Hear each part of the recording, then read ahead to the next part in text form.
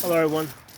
Today, I want to talk a little bit about this shooting down in Uvalde, Texas, and some of the information that is now starting to come out confirmed that the police on the scene um, refused to enter the building, waited an hour before they went in, but worse than that, they stopped the parents from going in to save their kids. Okay, so down in Texas, just like here in Pennsylvania, a lot of the parents are armed and trained, and would have been probably just as good, right, at going in there to save their kids. Now, I'm not saying that they would have been better. I'm just saying that they would have been just as good as the original police that came on scene. Okay, instead they waited for a SWAT team, I guess, to come in.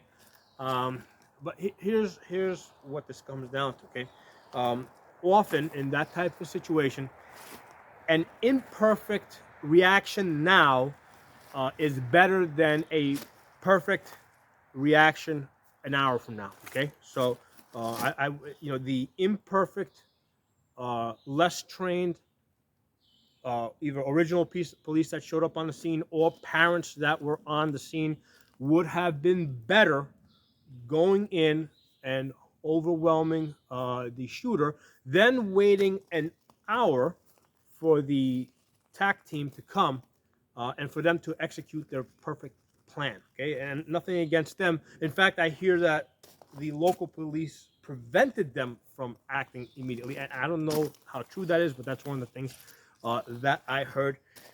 So here's the thing to understand. Okay, and I'm saying this as a parent. Right? As a parent, I got a 3-year-old, a 5-year-old, and a 6-year-old. Okay, okay. As a parent, okay, I would be willing to go in there and face 100% certainty of death.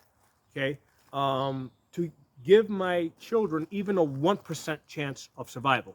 Okay, and no police officer is going to do that. Okay? And nothing against them, right?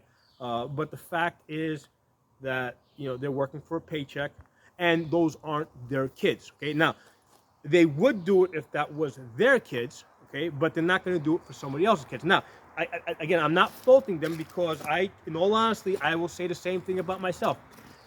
I will risk my life and face 100% certain death to save my kids, but I won't do that for somebody else's kids, right? Now, which is not to say I would just ignore them, right? But if it's somebody else's kids, then I start thinking about, let me get the cover, let me come up with a plan. That's when all that stuff starts coming into play, right? I start planning. How can I execute this, and give myself a 95% chance of survival? Okay, that's when somebody else's kids are involved. But when my kids are involved, my survival does not play any role in that. Okay, uh, if my kids are in there, I will go straight into the gunfire, even for that 1% chance that I might save my kids. Okay, so that's the difference between the parents and and basically the police who are paid. Again, nothing against the police. They probably went by the book. All right, they probably had a whole list there,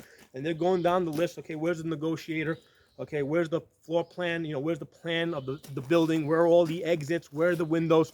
So they're sitting there going right down the list of how they're supposed to do this. So they're doing their job. Nothing against them, um, but the problem is that all the kids died, or a lot of the kids died. If they had let the parents go in there, just if they had just stayed out of the way, right? Let the parents go in there. Some of the parents, probably there's a good chance that some of them would have died, but probably more of the kids would have been saved. And from what I hear, it's not like he went in there and all of a sudden killed everybody. This was drawn out over the course of an hour, right? So if there was immediate action, um, perhaps some of the people entering the building might have been killed, all right? Uh, be it police or parents, right?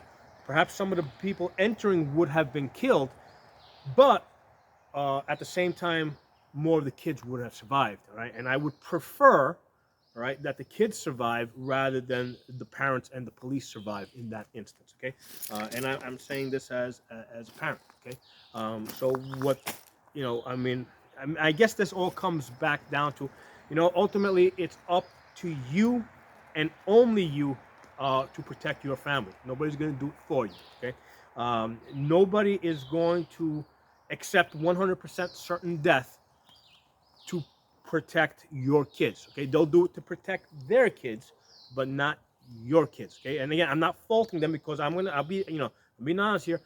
I will not face 100% certain death to protect somebody else's kids.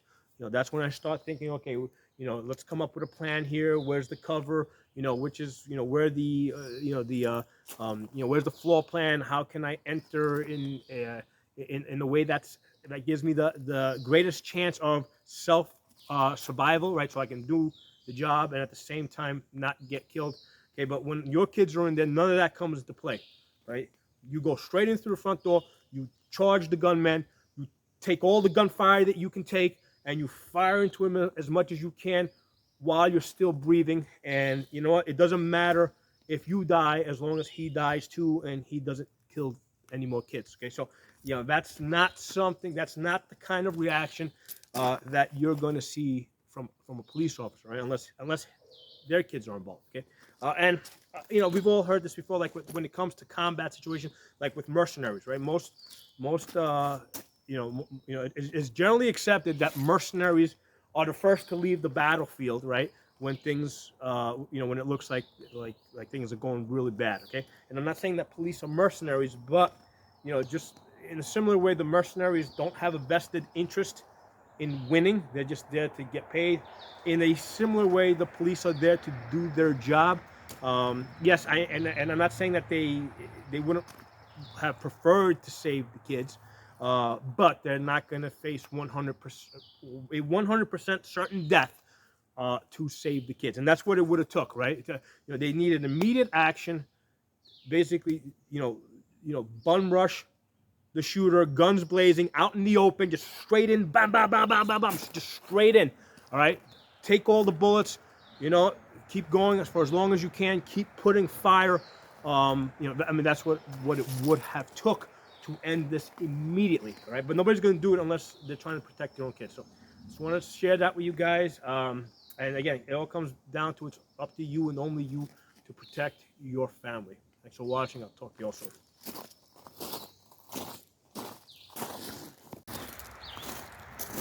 I want to add one more thing with regards to the staff that were inside of the building. If they were armed, they would have been able to defend themselves, and through by means of defending themselves, they would have also basically stopped this shooter from killing those kids. Okay, and I'm not saying this to say that the staff would be committing an act of bravery. They would be committing an act of self-preservation, right? I wouldn't expect the staff to go running back into the school to save somebody else's kids, but if they're in the school and you got a person in there that's killing people, I would expect them to act to save their own lives, and by the same means they would be saving the lives of the kids. Okay, now I'm not saying that the guns should be forced on the staff, but hey, listen, that's Texas, just like this is Pennsylvania. There's lots of school staff, right, that have carry permits, that carry guns, and they carry guns everywhere except when they go to work. Okay, but they carry a gun to the supermarket, they carry a gun to wherever they normally go, right? It's just that they cannot carry that gun to school where they could, where they would be able to protect themselves and by the same means also protect the children. Okay, so that's the other thing. Right? And again, I'm not saying that, I do not expect anybody to run into gunfire to protect somebody else's kids, right? Because everybody's got their own kids, right? Same thing with me. Like, I got my kids. I have to stay alive to basically raise my kids. However, if my kids are in there, right, there's no point in me being alive if I can't protect my kids. So yes, in that situation, I would run straight into the gunfire without regards for my life to save my kids. Nobody else's kids, my kids. Okay, so that's important. The reason why I keep coming back to that is because I don't want you guys to think I'm playing heroics here, right? I'm not. In fact, I am an anti-hero. Okay, I'm the opposite of a hero. I train people to defend themselves, right? I don't train people to defend other people, right? It's up to you, normally you, to defend yourself and your family. So, talk to you all soon.